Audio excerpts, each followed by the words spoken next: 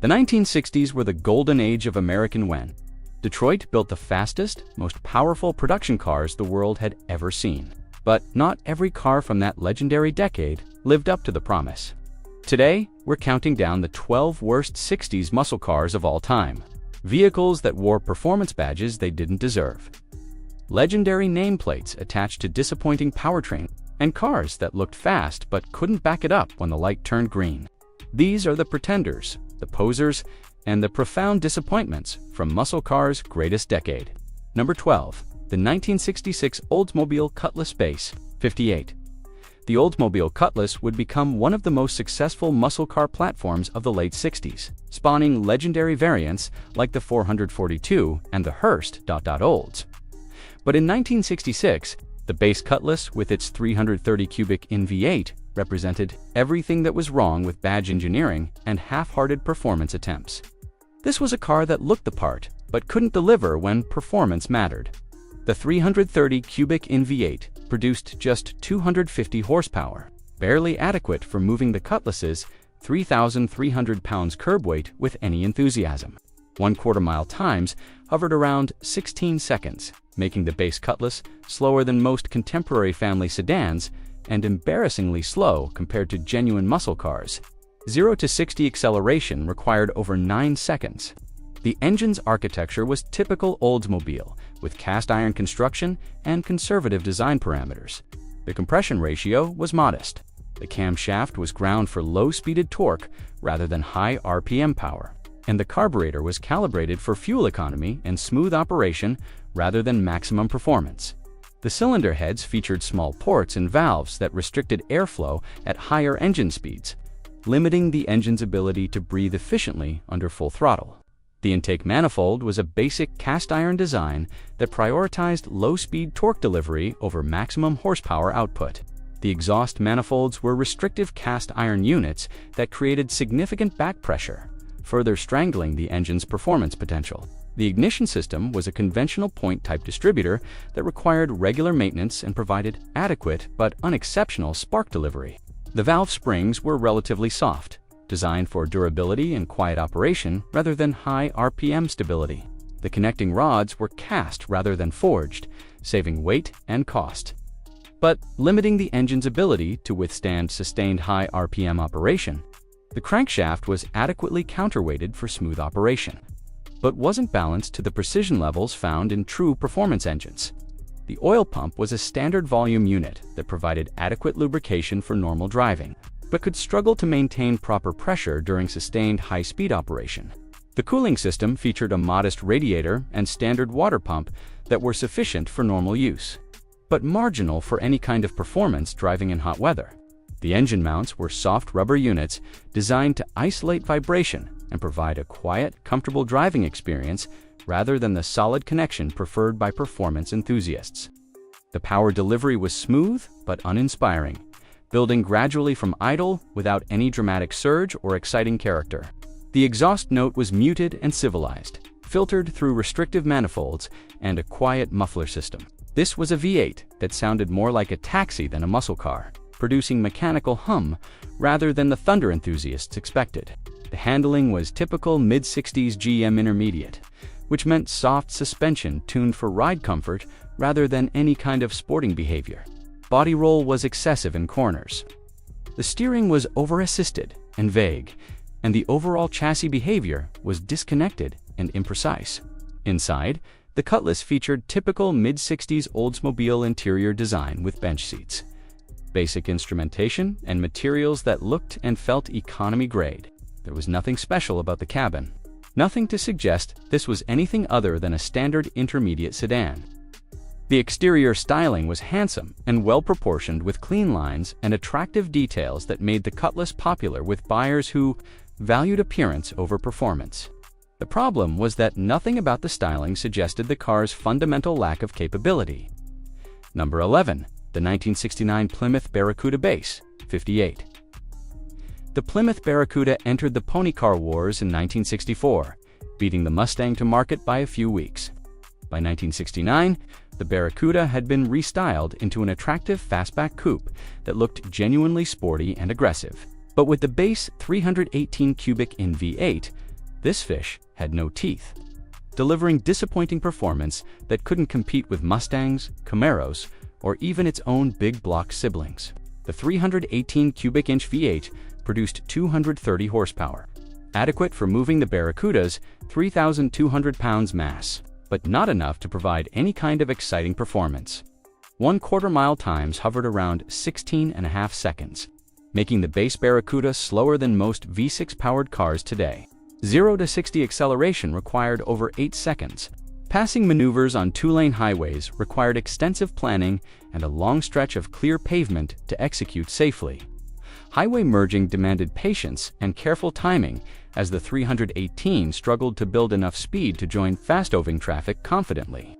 The automatic transmission standard on most base Barracuda models further compromised performance with slow, lazy shifts that sapped what little power the engine produced.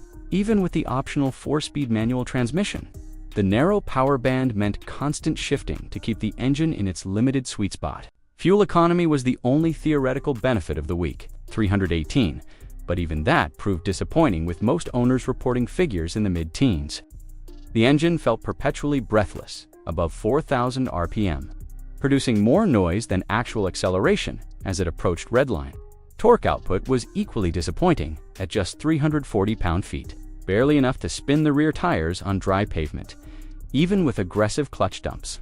The carburetor ventry was small, restricting airflow and creating a noticeable flat spot during mid-range acceleration. The distributor advance curve was calibrated conservatively, retarding timing to prevent detonation, but robbing the engine of responsiveness and power. The air cleaner assembly was restrictive, prioritizing engine longevity and noise reduction over performance capability. Contemporary road tests consistently criticized the base Barracuda's anemic performance, with magazine editors noting that nearly every competitor offered better acceleration and more engaging driving dynamics. The 318 was Chrysler's corporate small block in its mildest form, designed primarily for taxi and police fleet service rather than performance applications. The compression ratio was low, the camshaft was ground for low-speed torque and fuel economy, and the 2-barrel carburetor was calibrated for smooth operation rather than maximum power. The power delivery was flat and uninspiring across the entire rev range, with no surge of acceleration or exciting character anywhere in the power band. The engine note was muted and mechanical, producing sounds more appropriate to a delivery van than a sporty coupe. The handling was competent for a pony car of the era, with the Barracuda's relatively compact dimensions and reasonable weight distribution. The problem was that, without adequate power, all of that chassis capability went largely unused. Inside, the Barracuda featured Plymouth's typical late 60s interior design, with vinyl upholstery, basic instrumentation, and materials that looked and felt economy grade. The seats were flat and unsupportive, providing minimal lateral support during cornering. The exterior styling was the Barracuda's greatest strength, with attractive fastback proportions and aggressive details that made the car look genuinely quick. The problem was that the styling created expectations the base V8 powertrain could never meet. Number 10. The 1967 Chevrolet Chevelle Malibu Base Viv. 8. The Chevelle nameplate would become legendary through high-performance SS variants with big block power. But the base Malibu, with its weak V8, represented the opposite end of the spectrum. This was a car that wore Chevelle badges while delivering performance that would embarrass a contemporary station wagon. The 283 cubic inch V8 produced just 195 horsepower, barely adequate for moving the Chevelle's 3,300 pounds curb weight. 1/4 mile time stretched to approximately 17 seconds. 0 to 60 acceleration required over 10 seconds. The 283 was Chevrolet's original small block in its twilight years, a design dating back to 1955 that was thoroughly outdated by the mid-60s.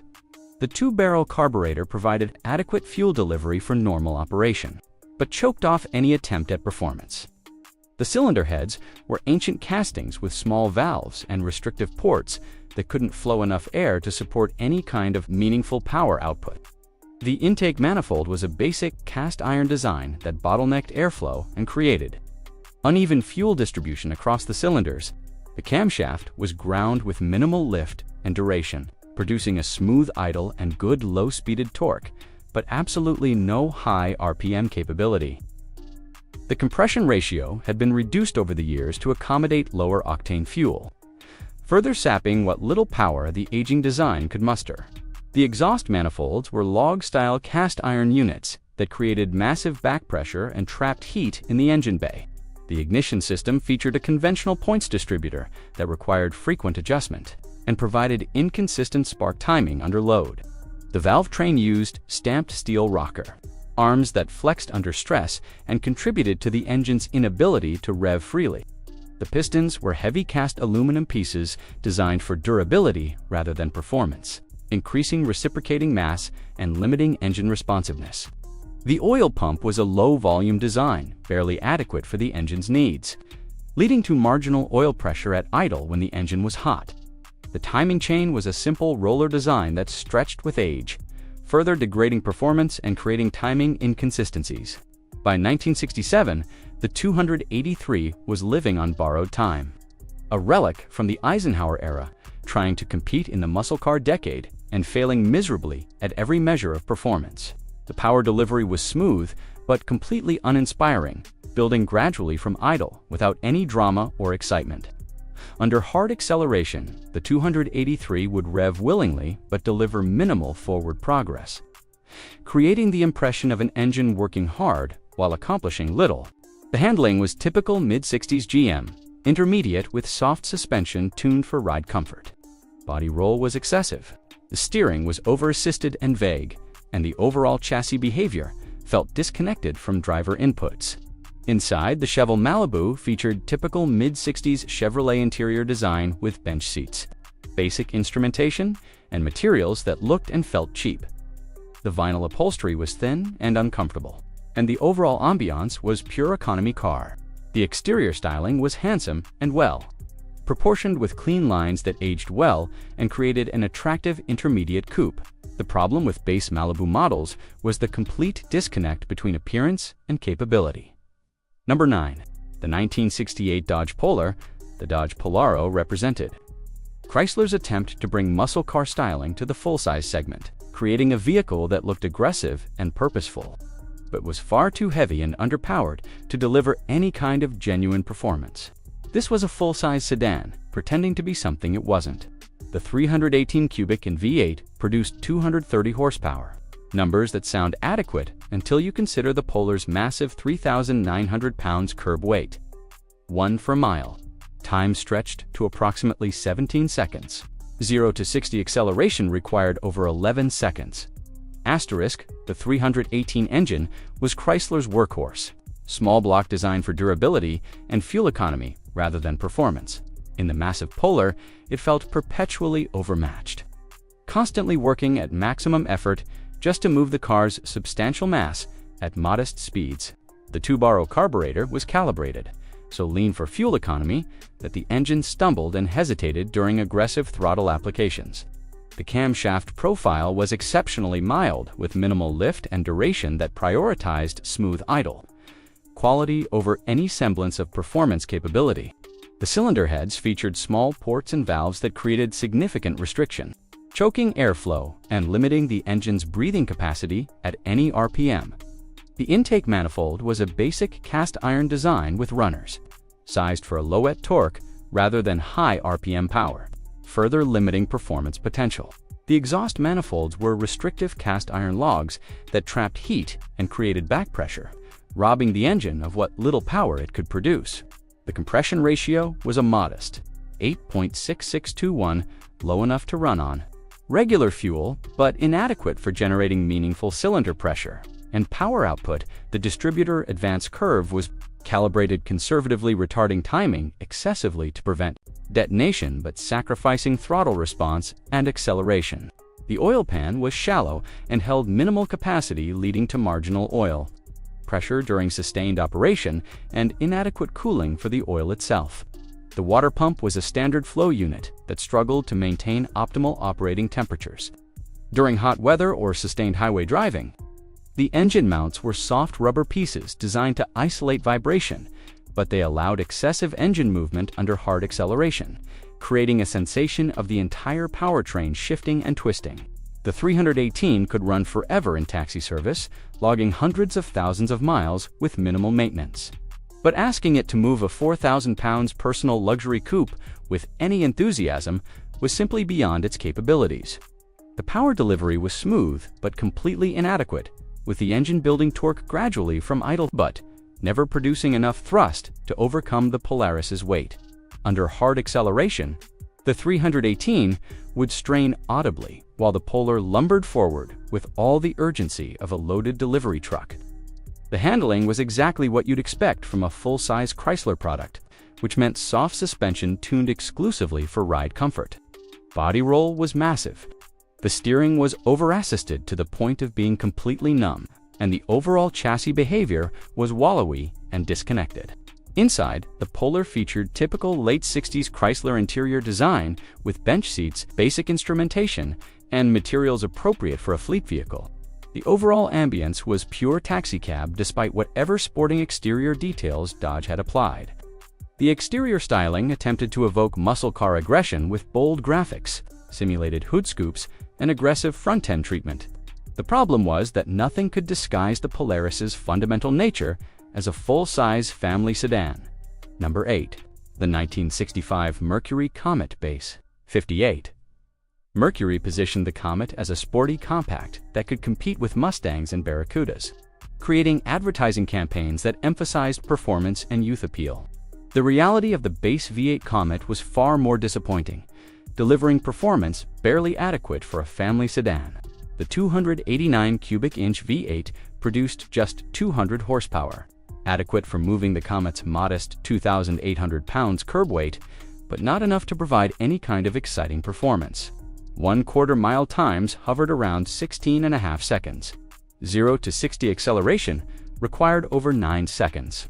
The engine felt strained and breathless above 4,000 RPM, producing more mechanical noise than actual forward progress.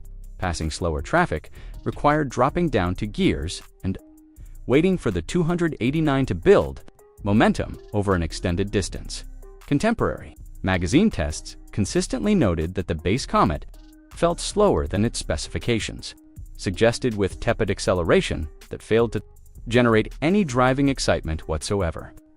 The 289 was Ford's small block V8 in relatively mild specification, with a 2-barrel carburetor, modest compression ratio, and camshaft ground for low-speed torque rather than high RPM power. The result was an engine that felt adequate for normal driving, but completely overwhelmed when you asked for any kind of spirited performance. The engine note was muted and characterless, producing mechanical sounds rather than any kind of V8 rumble. Under hard acceleration, the 289 would rev willingly but deliver minimal excitement. The handling was competent for a compact of the era, with the Comet's relatively lightweight and compact dimensions providing decent agility. The problem was that without adequate power, the handling capabilities went largely unused. Inside, the Comet featured Mercury's typical mid-60s interior design with vinyl upholstery, basic instrumentation, and materials that looked and felt economy-grade. The overall ambience was pure, compact economy car, despite Mercury's attempts to suggest otherwise. The exterior styling was handsome in a generic way, with clean lines and reasonable proportions that made the Comet attractive, if not particularly distinctive. The Comet looked pleasant and inoffensive, which was exactly the problem for a vehicle marketed as sporty and exciting. Number 7. The 1962 Chevrolet Biscayne, 409 low output. The Chevrolet 409 cubic inch V8 would become legendary as one of the great big block engines of the muscle car era. But in low output specification, installed in the heavy Biscayne sedan, the 409 became a disappointing underachiever. A big block that couldn't deliver performance worthy of its displacement or reputation. The low-output 409 produced 340 horsepower numbers. That sound impressive until you consider they came from nearly 7 L of displacement and had to move the Biscayne's 3,700 pounds bulk. 1/4 mile times hovered around 15.5 seconds. 0 to 60 acceleration took approximately 8 seconds. The low-output 409 featured a single 4-barrel carburetor, modest compression ratio, and cam shaft ground for low-wet torque rather than high RPM power. This created an engine that built decent thrust from low RPM, but ran out of breath quickly as engine speed climbed. The Viscon's weight was the 409's greatest enemy, with the full-size sedan's massive bulk absorbing the engine's power output.